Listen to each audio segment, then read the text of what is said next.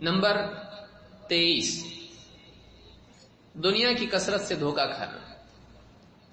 ان الحیات الدنیا غرتهم وظنوا ان عطاء اللہ منها يدل على رضاه كقولهم نحن اکثر اموالا واولادا وما نحن بمعذبین۔ یعنی انسان کا یہ سمجھنا کہ اگر اللہ نے دنیا میں دیا ہے تو اس بات کی علامت ہے کہ اللہ مجھ سے راضی ہے اور آخرت میں بھی دے گا۔ یہاں دو غلطیاں ہیں۔ ایک غلطی تو یہ کہ دنیا کی عطا کو اللہ کی رضا کا سبب یعنی کی علامت سمجھنا ہے۔ دنیا میں اللہ کا عطا کرنا، مال و دولت، صحت، عافیت، شہرت، عزت، دنیا کے سارے عہدے انسان کو مل جائیں اور وہ یہ سمجھ لے کہ یہ اس بات کی علامت ہے کہ اللہ مجھ سے خوش ہے۔ جیسے کوئی بادشاہ کسی سے خوش ہوتا ہے تو اس کو عطا کرتا ہے، تو اللہ رب العالمین مجھ سے خوش ہے لہٰذا مجھ کو سب کچھ دیا ہے۔ یہ قیاس غلط ہے، یہ بات غلط ہے، یہ مفروضہ ہے۔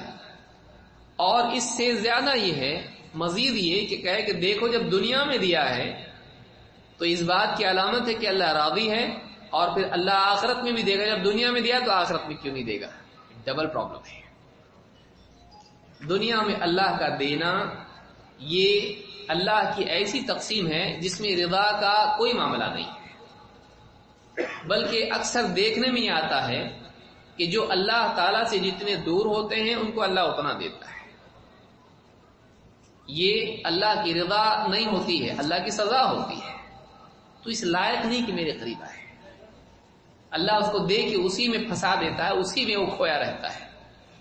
یہ دنیا میں اس کے اعراض کی سزا ہوتی ہے۔ جب وہ اللہ سے اعراض کرتا ہے اللہ بھی اس سے اعراض کرتا ہے۔ جو اللہ کے قرب کو اختیاراً ترک کرے، اللہ اس کا محتاج نہیں کہ زبردستی اس کو قریب کرنے کی کوشش کرے۔ وہ اس لائق نہیں کہ اللہ اس کو اپنے قرب کی نعمت عطا فرمائے۔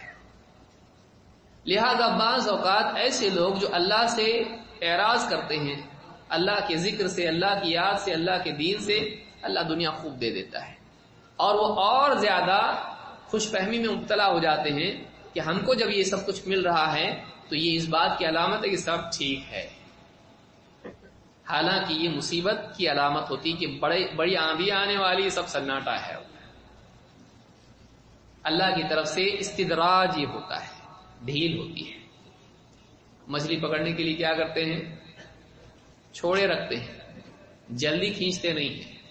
اچھی طرح سے جب وہ کیڑا کھانے کے لیے مچھلی اس میں پھنس جاتا ہے اس کے بعد کھینچا جاتا ہے، تب تک اس کو چھوڑے رکھتے ہیں۔ یہ وقتی مہلت ہوتی ہے جو گناہ گاروں کو دنیا میں دی جاتی ہے۔ جیسے ہی ان کا وقت پورا ہو جاتا ہے، ایکسپائری ڈیٹ ان کی آ جاتی ہے، اللہ تعالیٰ فوراً ان کو پکڑ لیتا ہے۔ لہذا اہل جاہلیت کا طریقہ یہ تھا کہ دنیا کی عطا کو وہ اللہ کی رضا سمجھتے تھے۔ شیخ فرماتے ہیں دنیا کی زندگی نے انہیں دھوکے میں مبتلا کر دیا۔ وہ یہ سمجھ بیٹھے کہ اللہ کی عطا اس کی رضا کی دلیل ہے، جیسے ان کا یہ کہنا نحن اکثر اموالا واولادا وما نحن بمعذبین، ہم مال و اولاد میں اہل ایمان سے بڑھ کر ہیں، ہمارے پاس کو مال ہے، ان کے پاس کیا ہے؟ مسلمانوں کے پاس کھانے کے لیے بھی نہیں ہے، پھٹے ہوئے کپڑے پہنتے ہیں، ٹوٹے پھوٹے مٹی کے گھر ان کے پاس ہیں، گھر میں جلانے کے لیے چراغ بھی نہیں ہے، اور آٹا نہیں ہے، روٹی نہیں ہے، سال نہیں ہے، کھجوریں کھا کے پانی پی کے جی رہے ہیں۔ یہ کیا ہے؟ اگر اللہ ان سے خوش ہوتا تو اللہ ان کو دیتا، کیوں نہیں دیا؟ ان کو خوش نہیں ہے، یہ گمراہ ہوئے ہیں، انہوں نے بتوں کو چھوڑ دیا ہے جو اللہ تک پہنچانے والے ہیں، سب اس کی سزا ہے دنیا میں۔ اور اگر ہم غلط ہوتے تو اللہ سزا دیتا، ہم کو اتنا سب کچھ دے رکھا ہے، اگر ہم غلط ہوتے تو چھین لیتا، چونکہ ان کے ذہنوں میں اصل چیز دنیا ہوتی ہے اور وہ اپنے اوپر اللہ کو قیاس کرتے ہیں کہ ہم خوش ہیں تو کسی کو دنیا دیتے ہیں، ہم ناراض ہوں تو دنیا روک لیتے ہیں، اللہ بھی خوش ہو تو دنیا دیتا ہے، ناراض ہو تو دنیا روک لیتا ہے۔ حالانکہ دنیا ختم ہونے والی ہے، اللہ وہ نعمت دیتا ہے جو فنا نہیں ہوتی ہے، دین کا دینا۔ من یرید اللہ بہ خیرا یفقہہ فی الدین، اللہ جس کے ساتھ خیر کا ارادہ کرتا ہے اس کو دین کی گہری سمجھ دیتا ہے۔ لیکن چونکہ ان کے ذہنوں پر دنیا ہی غالب ہوتی ہے، لہذا اللہ تعالیٰ کی رضا اور اللہ کی ناراضگی کو وہ دنیا کے پانے اور کھونے کے ساتھ جوڑتے ہیں۔ اللہ تعالیٰ نے فرمایا کہ ان کا قول ذکر کیا، اہل ایمان سے وہ کیا کہتے تھے؟ اللہ نے ان کا قول ذکر کیا کہ وَقَالُوا نَحْنُ أَكْثَرُ أَمْوَالًا وَأَوْلَادًا وَمَا نَحْنُ بِمُعَذَّبِينَ، ہمارے مال اولاد زیادہ ہیں، ہم کو عذاب ہونے والا نہیں ہے۔ اللہ تعالیٰ ہم کو عذاب نہیں دے گا۔ جب دنیا میں مزہ ہے تو آخرت میں بھی مزہ ہوگا۔ دنیا میں تم کو تکلیف ہے، آخرت میں بھی تمہارے لیے برائی ہے، اب تو سدھرو۔ اہل ایمان سے وہ کہتے ہیں۔ اور اللہ تعالیٰ کا قاعدہ کیا ہے؟ ان اللہ تعالیٰ اذا احب قوما ابتلاهم، عجیب قاعدہ ہے یہ، اللہ اس کی حکمت جانتا ہے۔ اللہ تعالیٰ جب کسی سے محبت کرتا ہے تو اس کو مصیبت میں مبتلا کرتا ہے۔ من یرد اللہ بہ خیرا یصب منہ، اللہ جب کسی کے ساتھ خیر کا ارادہ کرتا ہے اس کو مصیبت میں ڈالتا ہے۔ بہت سے لوگ اس کو سمجھ نہیں پاتے ہیں، واپس بھاگ جاتے ہیں۔ سوچا چلی کوئی خطبہ سنا، دین کی بات سنی، سوچا اب دین پر چلنا چاہیے، کامیابی مولوی صاحب کہہ رہے ہیں دین ہی میں۔ اب جاتا ہے بچہ بیمار، دوائی لانے کے لیے گیا، جیب کسی نے قطر لی۔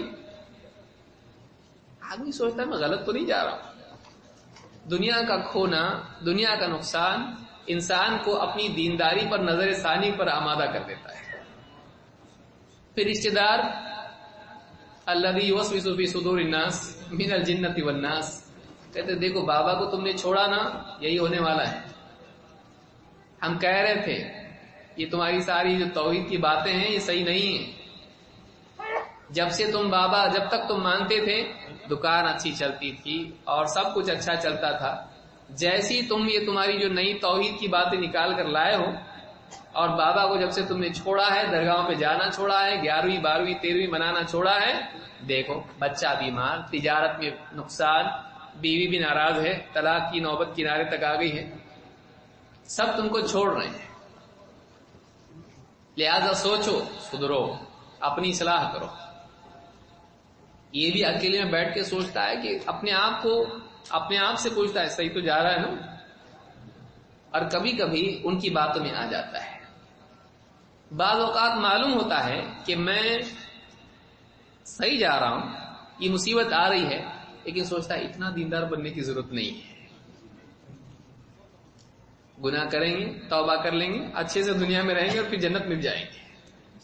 خامخواہ اتنا دیندار بن کے جب حدیث بعض اوقات سنتا ہے آدمی کہ اللہ تعالیٰ جس سے محبت کرتا ہے اس کو مصیبت میں ڈالتا ہے، تو آدمی اپنے آپ کو زیادہ نیک بنانے سے بھی ڈرتا ہے کہ بھئی نیک بننے سے مصیبتیں آتی ہیں۔ تو جیسے ٹوٹے پھوٹے ہیں فریکچر، ویسے ہی چلتے رہو۔ کیوں خامخواہ اتنا دیندار بنے بھائی کہ اللہ مصیبت ڈالے؟ میرے اندر طاقت نہیں ہے۔ اور بعض اوقات اتنی بے دینی میں چلا جاتا ہے کہ توبہ بھی بھول جاتا ہے، اور اسی حال میں آدمی دنیا سے جاتا ہے۔ دیکھیے اللہ تعالیٰ اچھے حالات میں رکھے یا برے حالات میں، اللہ کو چھوڑ کے آدمی کامیاب نہیں ہو سکتا ہے۔